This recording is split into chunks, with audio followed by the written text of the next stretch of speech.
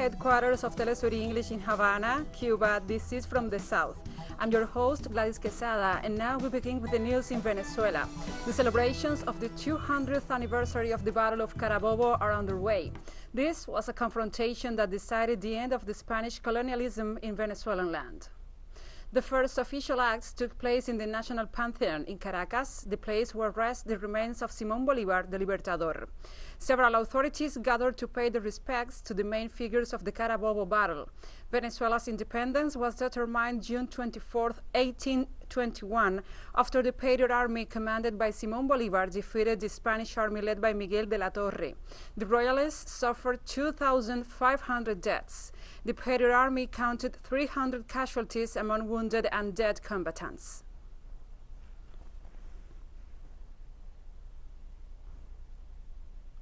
And now we move on to other topics. With 184 votes in favor, 2 against, and 3 abstentions, Cuba obtained yet another diplomatic victory in the United Nations General Assembly against the criminal U.S. blockade this Wednesday. As on the other 28 occasions, the United States and Israel voted against the lifting of the blockade, an illegal, unilateral, and extraterritorial policy that violates the human rights of the Cuban people. The 3 abstentions corresponded to the U.S. allies Colombia, Brazil, and Ukraine.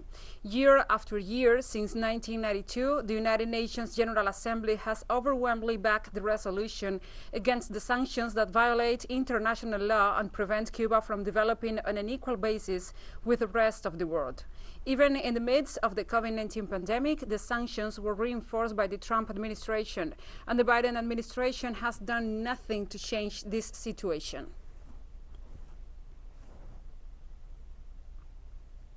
During his speech to present the resolution on the need to lift the U.S. blockade before the UN General Assembly, Cuban Foreign Minister Bruno Rodriguez stressed the huge economic damages caused by the criminal policy of the United States used the virus as an ally in its merciless, non-conventional war. It, in a deliberate and opportunistic fashion, ratcheted up the economic, commercial, and financial blockade and caused the country to suffer losses standing at around $5 billion.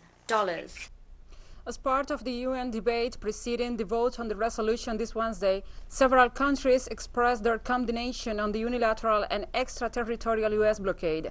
Ambassador of Venezuela to the United Nations, Samuel Moncada, expressed his country's solidarity with the Cuban government and people.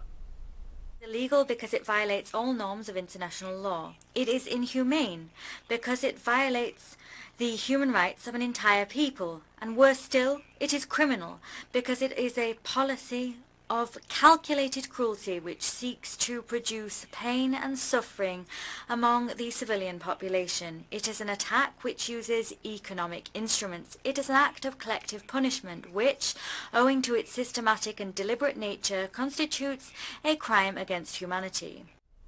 Mexico's representative to United Nations, Juan Ramón de la Fuente, stated that the lifting of the blockade cannot be postponed, as the move will be of benefit for peace and stability in the Caribbean and also in the Central American region.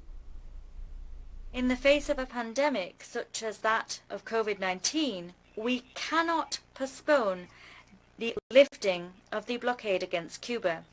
Mexico is convinced that lifting this blockade will contribute to not only reversing the difficult economic situation that the Cuban people finds itself in, but rather it will also improve the regional climate. And we urge the international community to demonstrate its solidarity and support.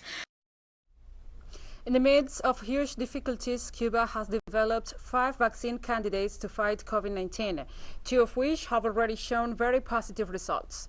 But the United States blockade continues to limit Cuban scientific development.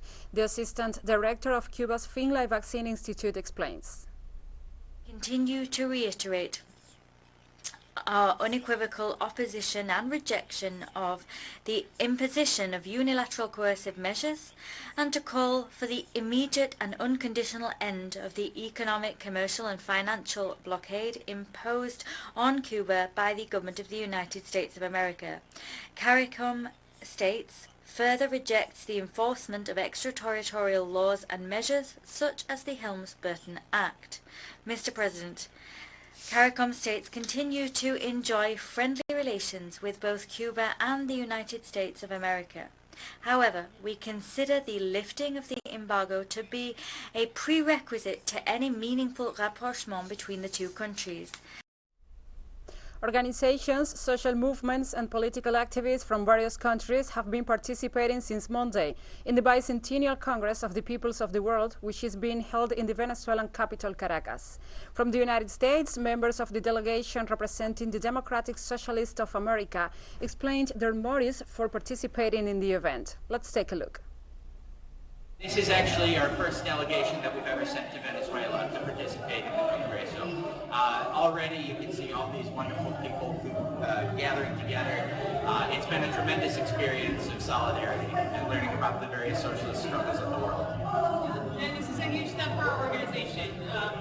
In the United States, we have a special obligation in terms of our commitments on anti-imperialism. And so being here and being able to learn more about the sanctions and, again, our special obligation to support the Venezuelan Socialist Project is extremely important. It's been an honor and it's been very humbling. The ESA stands in solidarity with the Venezuelan people against the Venezuelan sanctions, or the U.S. sanctions of Venezuela. And hopefully this will lead to an expansion of support for third world struggles going forward. We're very excited to be part of the delegation traveling here. We stand in solidarity with Venezuela and denounce the unilateral coercive measures by the United States that have devastated the people of Venezuela. And as part of the Bicentennial Congress of the Peoples of the World, historian, intellectual and journalist Vijay Prashad, head of the Tricontinental Institute for Social Research, spoke about the role of the media and also its influence on social struggles across the globe. We neglect political education. We don't believe that our own organizations are a media. Our own people are watching the bourgeois media and absorbing bourgeois ideas. What's the point of people outside the organizations if we haven't even strengthened our own organizations? Each member of every one of our organizations is a television set. They will go among the people and inform the people about the world. It is our role as intellectuals in the movement to build the confidence of our organizations to become the media. A member of the delegation representing the Green Party of the United States spoke about his experience on traveling to Caracas to participate in the International Congress.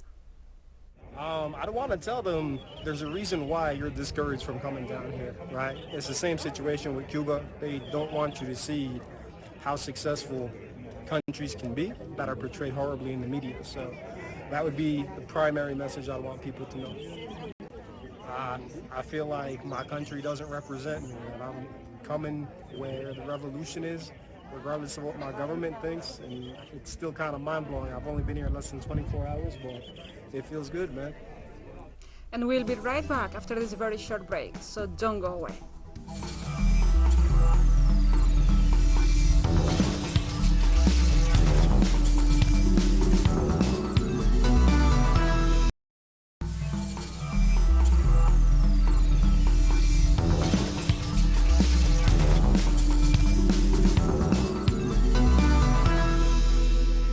Welcome back to From the South. In Canada, new evidence of genocide has come up. Hundreds of unmarked graves were discovered at the site of another former residential school for indigenous children, the Federation of Sovereign Indigenous Nations said. The graves are located at the old residential indigenous schools of Marival, southwest of the Saskatchewan province in south-central Canada. Indigenous children were forced to attend these special schools, most of them run by churches. The idea was to brainwash children into assimilation to the Anglo-Saxon culture of their colonizers, but evidence seems to show that genocide was also part of the plan. On June 1st, the remains of 215 indigenous children were found at another school, prompting statements of sorrow and consternation. The remains in the new finding more than tripled those of June 1st, the Federation of Sovereign Indigenous Nations said.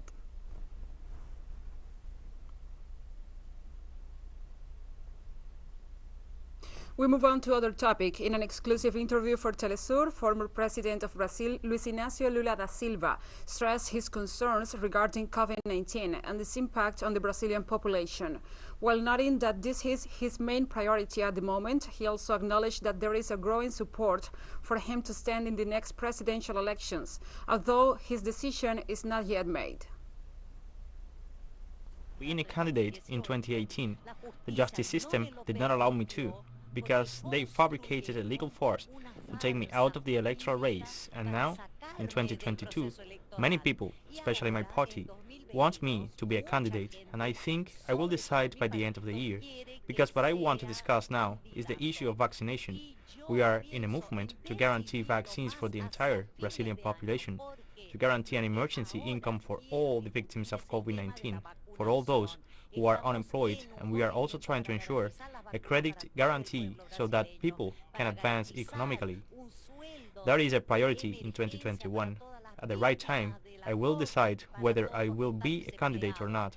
Now, all the polls show that I can win the elections in 2022, and that I am in first place, and that I have a good chance of defeating Bolsonaro.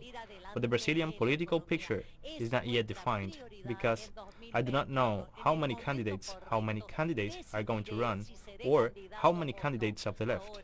I will decide when the time comes.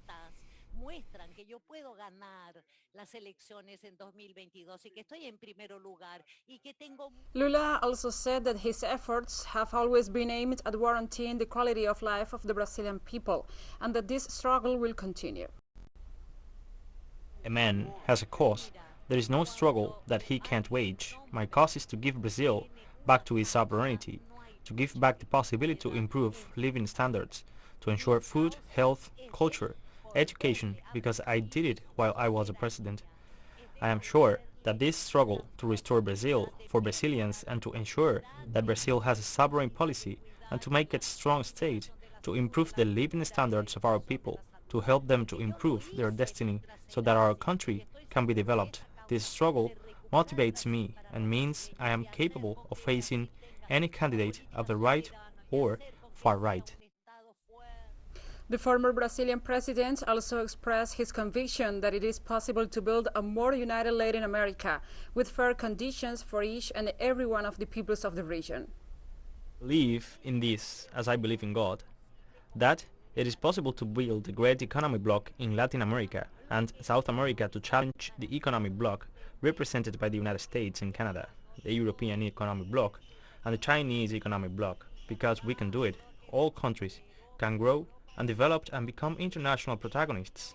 That is why I am willing, when the time comes for me to announce my candidacy, and as I can say that we will win the elections in Brazil, because Brazil has to become a leading country in South America once again, and we must try to strengthen Mercosur, UNASUR, and CELAC. We must try to strengthen relations with the African continent, with BRICS, and re-establish Brazil's tradition of not having disputes in the world. We have always coexisted well with all the countries of the world. We must treat Uruguay as we treat the United States. We must treat Bolivia as we treat China, with respect, without speaking badly to the small guys and, well, to the bigger ones. We must speak on equal terms in the name of the sovereignty of each country in Latin America. On Thursday, Russia again warned Western powers that trespassing its territorial waters will have consequences after a British war vessel incursioned into Russian jurisdiction near Crimea this week.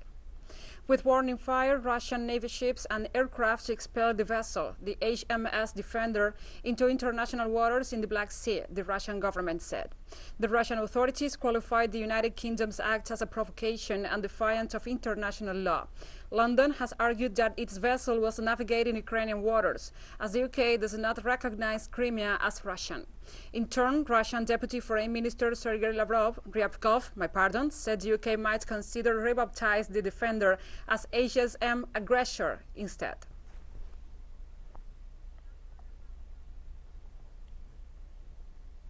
And we have more stories coming up after this final short break, so stay with us.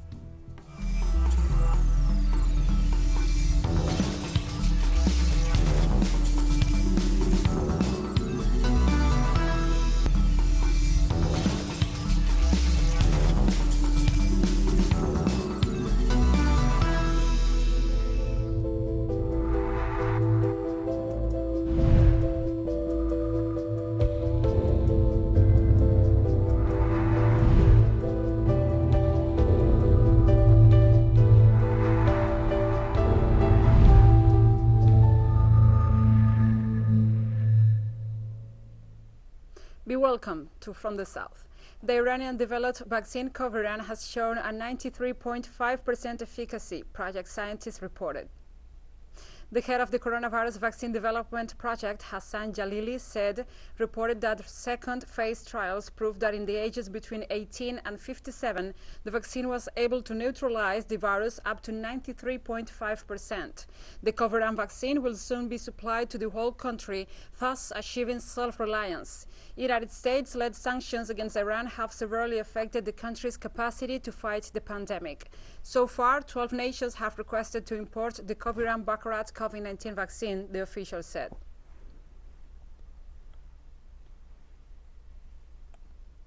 Only 1% of the African population has been vaccinated against COVID-19. While developed countries in the Western Hemisphere distribute the anti-COVID doses for a gross profit, the African world faces its third peak of the disease in uncontrollable waves. This was addressed by the director of the Africa Centers for Disease Control and Prevention, John Niganson.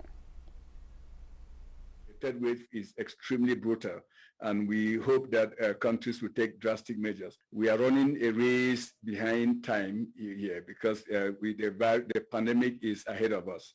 Let me put it very bluntly. We are not winning in Africa.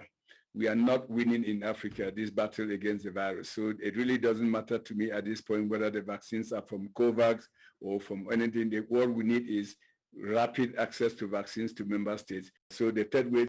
As the far-right government of Jair Bolsonaro continues to face a Senate investigation into its mishandling of the health crisis, Brazil registered a record number of COVID-19 cases on Wednesday. The health ministry's figures confirmed the arrival of a third wave of the pandemic in the world's second deadliest country. Over 115,000 new cases were confirmed on Wednesday, as well as almost 2,400 COVID-19 related fatalities. Meanwhile, the Copa America football tournament continues as a means of distraction for the masses, although it too has not escaped the virus. The vaccination program continues to be slow, and the population is mobilizing to demand both vaccines and financial support in the midst of the ongoing economic crisis.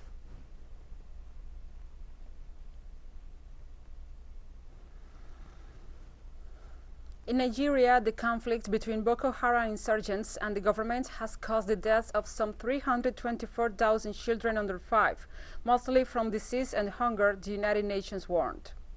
According to the United Nations Development Programme, since the fighting started 12 years ago, the number of victims has increased tenfold. The insurgency linked to the Islamic State, or Daesh, has spread since 2009 to neighboring countries. Some 40,000 people are estimated to have been killed and 2 million displaced from their homes since.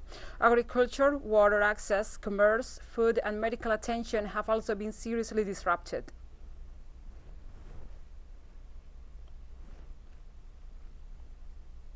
An ambush in Burkina Faso left 11 policemen dead and 4 others missing. The attackers are presumed to be members of a jihadist cell, the government said. The assault occurred on Monday at Yirgou, a village in the north of the country. In April 2021, 4 soldiers were killed close to Yirgou while on patrol. Since then, there has been a rise in confrontations in that area. Yirgou is the place where a massacre took 48 lives in 2019, all people of the Muslim Fulani ethnic group. Official numbers estimate that violence has left 1,400 dead since 2015.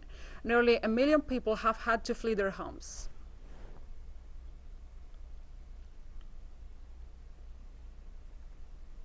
And one piece of justice seems to be on its way for Chilean victims of Pinochet. An Australian federal court gave green light to the extradition of Adriana Rivas, a former Chilean dictatorship secret police agent. This is Rivas in the 70s when she was the secretary and lover of Manuel Contreras, head of dictator Augusto Pinochet's secret political police, the DINA. Since 2019, lives in an Australian prison awaiting extradition for the forced disappearance of several political prisoners, including Victor Diaz, clandestine Secretary General of the Communist Party in the 1970s. Rivas was part of a special unit in charge of exterminating communist leaders at a secret torture and killing center in Santiago, the Chilean capital.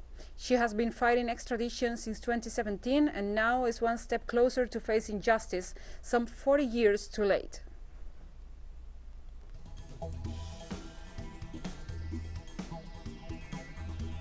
And we have come to the end of this news brief. But remember, you can find this and many other stories on our website at telesurenglish.net. And also, if you feel so inclined, please join us on social media. We are on Facebook, Twitter, Instagram, and also in Telegram.